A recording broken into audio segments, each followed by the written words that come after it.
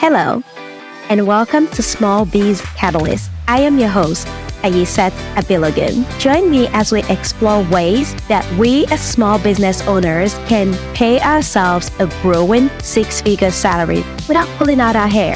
Whether you're a small business owner or an economic development professional, this show is for you. Let's explore together. Hello, welcome to this episode of Small Biz Catalyst. On today's episode, we are going to learn how our mindset can affect our business growth and what we could do about it. Have you ever found yourself in a situation where you feel like you don't belong, you don't matter, or you shouldn't be there? And all of a sudden, someone tells you, you can do it. You should be here. You're here for a reason. All of a sudden, your mindset changes, your attitude changes, and you actually start to act like you belong, and you start doing things you never thought you could do. So many of you have listened to so many episodes of this podcast, or if this is your first time, welcome. That happened to me. In fact, last year, just a few months ago, less than 12 months ago, I had called, you guys know her, Remy Roy. I call her my sister friend, but she's more than that to me. And I wanted to start a podcast because I felt like my voice was being stifled and I wanted to share more about what I was learning, more about what I was doing, and really wanted to make a difference in my field. And I just told her, I'm not sure I could be a podcaster. I'm not that bold. And I just don't think I belong. It's not for me. I wanted to do it, but I didn't think I had what it takes. And she said, you've got just enough time to start your podcast. And I had a few things going on. I had some exams coming up. And so I thought I really may not have time to do this. I have to study. I have to prepare. I had some projects that I was working on. And she said, if you want to do this in 3 months, I don't know if it was 2 months or 3 months, at least 1 to 2 months period runway.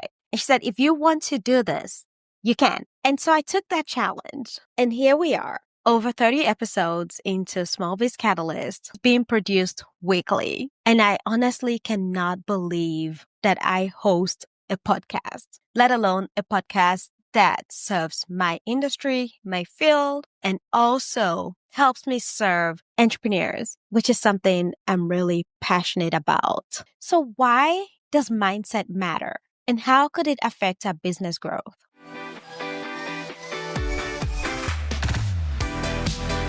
So let's pull down the curtains a little bit. Mindset refers to the way we think about and approach challenges, setbacks, and growth opportunities. It is the lens through which we view the world, and it determines how we react to both success and failures. In business, mindset determines how we handle failure and how willing we are to take risks, how we lead our team, and even how we respond to competition and market shifts. You probably know about the two common types of mindset we often hear about, the growth mindset and a fixed mindset. A growth mindset is simply the belief that abilities and intelligence can be developed over time with effort, learning, and persistence. With this mindset, you view challenges as opportunities for growth and setbacks as simply learning experiences. A fixed mindset, on the other hand, is the belief that abilities are static and unchangeable.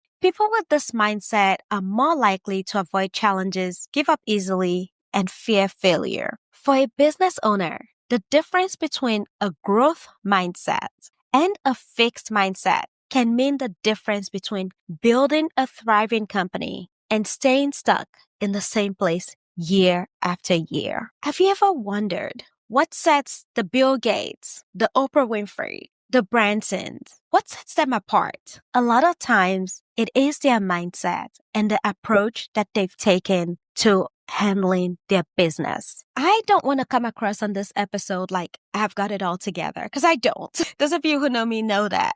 This episode was really born out of the fact that I was struggling this week with a task that I needed to do. And it's only Tuesday. I can't give too much details, but, working with a particular client, I didn't want to do a particular item. I just didn't want to. And so I had a team meeting yesterday. We talked about it. I knew exactly what I needed to do, but, I just admitted out flat. I'm like, I don't want to do this. I can't do this. I can do it, but I don't want to do it. And so today I woke up with the same thing and I thought, man, I should have done this yesterday. I really should have taken care of business yesterday so I could do other things today. Well, that spilled into today and I had to take care of it. Good news is I did take care of it. But the bad news is because of my mindset in that situation, just kind of like pushing things away that I could have done and gotten rid of, it affected other parts of my business.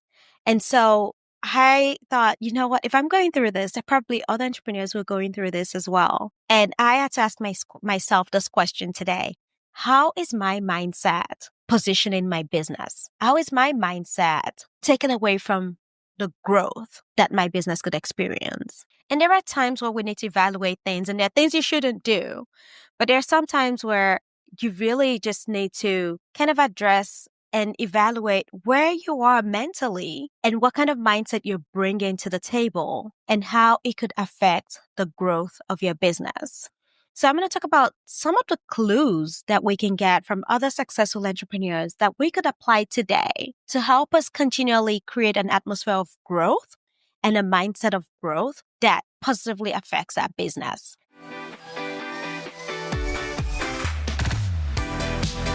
I was reading about Bill Gates recently, and I guess a refresher on how he prioritizes effectively. Bill Gates is well known for time blocking, and it would block out even every specific hours of the day, and sometimes even scheduled 5 minutes increments for some tasks, so that it could be as productive as possible. And as his company grew, he made a conscious effort to focus strategically on aspects of his business that would allow it to grow, whether that was product innovation, partnership, or long-term vision, all while delegating every other task or the day-to-day task that to his capable team members. So he made a conscious effort to focus on what he did best and delegated everything else that was delegatable to his team. I know on last week's episode, I just have to plug this in. We talked about utilizing virtual assistants for business growth. If you find yourself with your heads in the weight or your heads down and you really can focus on the strategic things that are going to help your business grow, you should definitely consider hiring a virtual assistant. And our virtual assistant service would do just that for you because we have highly skilled professionals who want to support you so that you can do what you do best to grow your business. Hey there, if you're just joining us, this is Small Biz Catalyst. We would like to invite you into our Tag a Business team. Here's what you need to do. Nominate a small business of your choice, tag them on our website at smallbizcatalyst.org. That's small, BIZCATALYST.org. Tell us your name, give us your email address because that's how we'll be able to tell you if you're a winner or not. And then give us a website to a business of your choice. It could be your business or somebody else's. Once you've tagged a business, you'll be entered for a $25 drawing to a local business of your choice. We'll announce winners every month. And now, back to the show. So one of the things I'm taking away from even rereading about Bill Gates today is just prioritizing my time, which I try to do. But once in a while, every now and then, I slack off like yesterday. And today, I deliberately didn't plan out my hours because there were certain things I didn't want to do. And so if you're struggling like me, please, let's encourage one another. Let's go back to prioritizing that time, our daily schedule, our weekly schedule, so that we can be effective at doing what we do best in order to grow our businesses. And then the other thing, delegate. Don't do it all.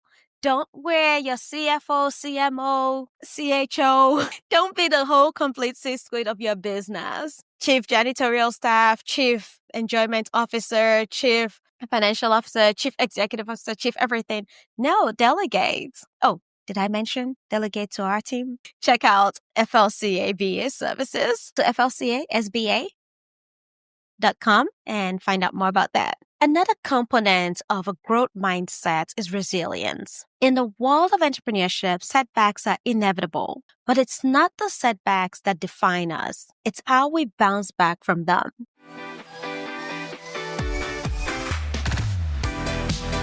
all I need to do, I think, is mention the name Thomas Edison, and you immediately know what I'm talking about. E, for me, just exhibits that power of persistence. Everybody knows him for the 10,000 experiments that failed. But we also know that quote, I have not failed. I've just found 10,000 ways that would work. And that is the mindset of resilience. From time to time, our businesses may take setbacks. And I tell myself, I'm like, yes, I've just figured out what I do not need to do. And so maybe we need to tell ourselves, okay, I found another way to not do this, or I am looking for a better way to do this. And just view those failures, maybe those times when things are not going our way, maybe we didn't close that deal, or we just couldn't resolve that particular issue. We've just found another way that didn't work. And with a resilient mindset, we could definitely find a way that would work. I admire Oprah just for all that she's done in that field, the trendsetter that she is, and the growth and the failures that she's experienced. Many of us know her as a TV star. Some of us remember her as, someone who failed when she started her own network. And I was listening to one of her speeches a while back, and she talked about, how when she fails, it's not something that she can just go in the closet and cry about. The whole world knows it. But because of her resilience and determination and growth mindset, she eventually succeeded. She built an empire.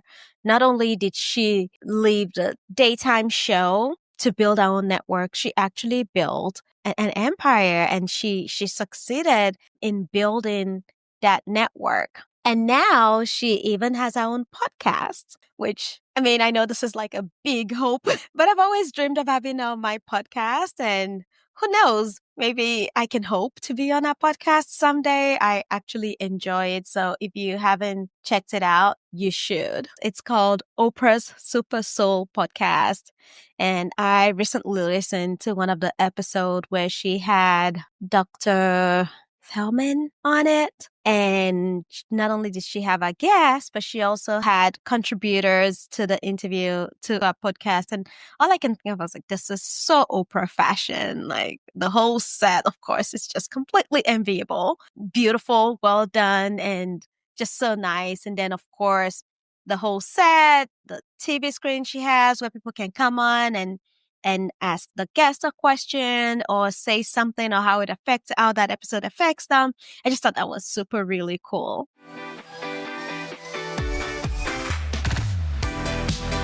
If you've built a successful business, how does mindset play a role when it comes to scaling? And the example that comes to me is Richard Branson. Again, if you don't know, Richard Branson is the founder of the Virgin Group, and also a prime example of how mindset can help scale a business. Richard surrounds himself with a strong team of leaders who are smarter than he is in their respective fields. This mindset of empowerment and delegation allowed Virgin Group to grow into a multi-billion-dollar conglomerate with operations in various industries from airlines to space tourism. And when you think of someone who's surrounded himself with experts in their field, think about the power of delegation there. Think about how he can focus on strategically building and growing the business while the experts are doing their thing. So the experts in space tourism are doing their stuff, the experts in customer service, experts in, social media, engineering, you name it, whatever field it may be. He has surrounded himself with people who are doing phenomenal things so that he can focus on what he does best. Another person that comes to mind is Jeff Bezos. A lot of us know Jeff Bezos now as the Amazon success.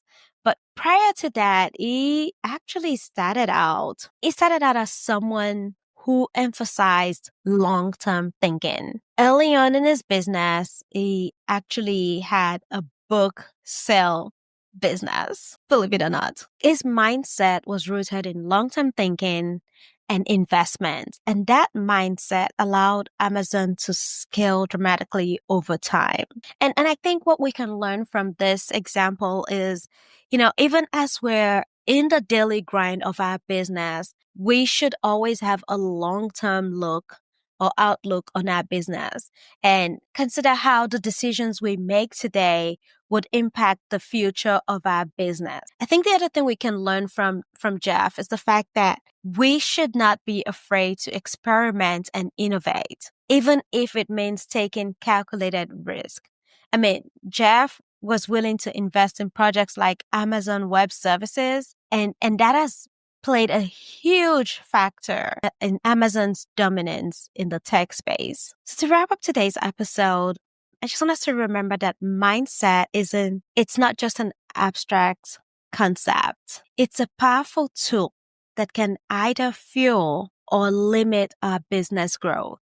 Whether you're just starting out or you're scaling a thriving business, cultivating a growth mindset, focusing on time management, building resilience are keys to long-term success. So in today's episode, our big takeaways to embrace a growth mindset, see challenges as opportunities for growth, manage time effectively. Let's prioritize high-level activities and delegate the rest. Let's build resilience, learn from failures, and use them to propel ourselves forward. And then scale with the right mindset. Trust your team and think long-term. Thanks for joining us on today's episode of Small Biz Catalyst. If you've enjoyed this show, please be sure to subscribe and rate and review the podcast. I would love to hear from you.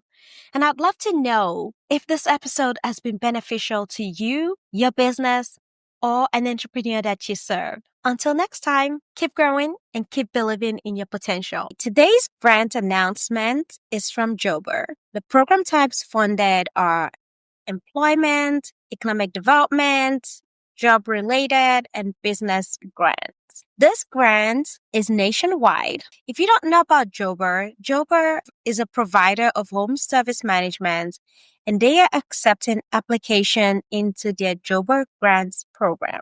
Grants are available to support and shine a spotlight on the hardworking entrepreneurs within the home service sector. Applicants asked to share what sets their businesses apart in the areas of excellent service, leadership, business acumen, and community support, and how they would further impact their local communities with funding. 15 home service businesses across 50 plus industries, including lawn care, plumbing, residential cleaning, and painting, will be awarded $150,000 in total. Finalists will be announced in August 2025. Recipients have the freedom to choose how to use the grants to support their ambitious business goals and innovative ideas. Whether a company is looking to purchase a new equipment, increase its marketing investments, launch a new service, or train their teams, funds from the Jober Grants program are designed to help small business owners be more successful. To be eligible, any home service business owner or aspiring business owner 18 years or older residing in the U.S. and Canada, excluding Quebec, are eligible. The maximum grant amount is $10,000 and the deadline is June 11, 2025. Grant guidelines and applications is available at jobergrants.com. That's www.jobergrants.com.